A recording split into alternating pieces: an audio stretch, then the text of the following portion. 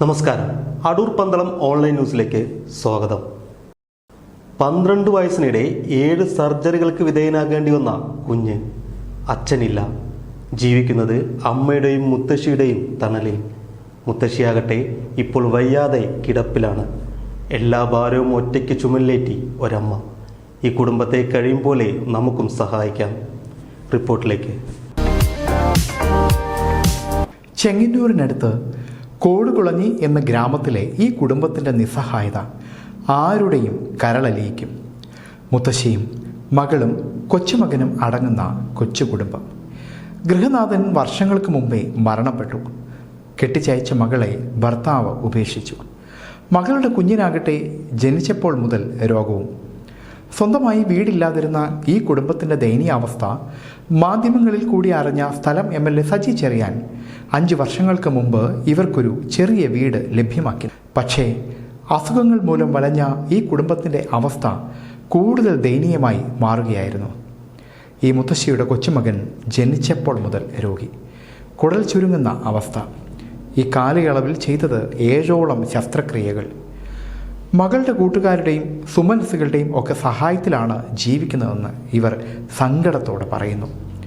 ഇതിനിടയ്ക്ക് ഒരു അപകടം പറ്റി മുത്തശ്ശിക്ക് വയ്യാതായി. അമ്മയ്ക്ക് സുഖമില്ലാതായതോടെ തുണിക്കടയിൽ ജോലിക്ക് പോയിരുന്ന മകൾക്ക് അത് നിർത്തേണ്ടി വന്നു. ഇപ്പോൾ ഇടയ്ക്ക് ചില രോഗികൾക്ക് ആശുപത്രി കൂട്ടിരിപ്പിന് പോകും. അതാണ് ഏക വരുമാനം.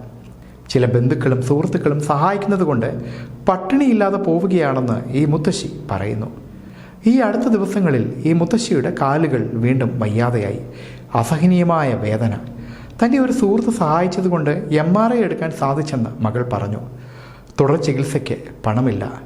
വേദന തിന്ന് കഴിയുകയാണെന്ന് മുത്തശ്ശിയും പറയുന്നു. ഞാൻ വയ്യാതെ കിടക്കുകയാണ്. നേരത്തെ ഒരു സർജറി കാലിന് കഴിഞ്ഞതാണ്.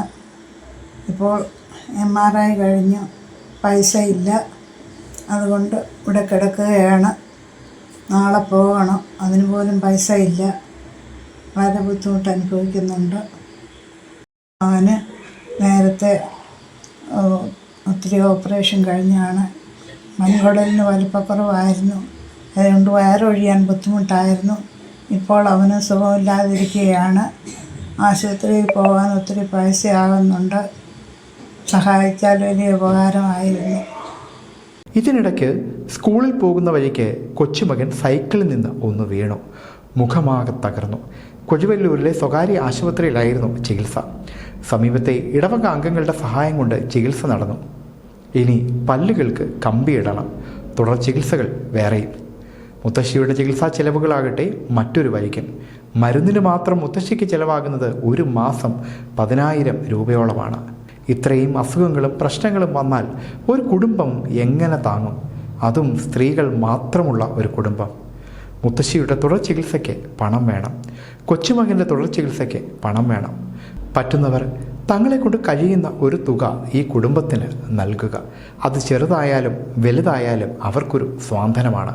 മുത്തശ്ശിയുടെയും മകളുടെയും ഫോൺ നമ്പറും അക്കൗണ്ട് വിവരങ്ങളും ഈ വീഡിയോയ്ക്കൊപ്പം നൽകിയിട്ടുണ്ട്. ഗൂഗിൾ പേ നമ്പരും നൽകിയിട്ടുണ്ട്. ഒരു കുടുംബത്തിന് ചെറിയൊരു പുഞ്ചിരിയെങ്കിലും സമ്മാനിക്കാൻ കഴിഞ്ഞാൽ അത് തന്നെ വലിയൊരു പുണ്യമല്ലേ? News desk, Adoor Pandalam online.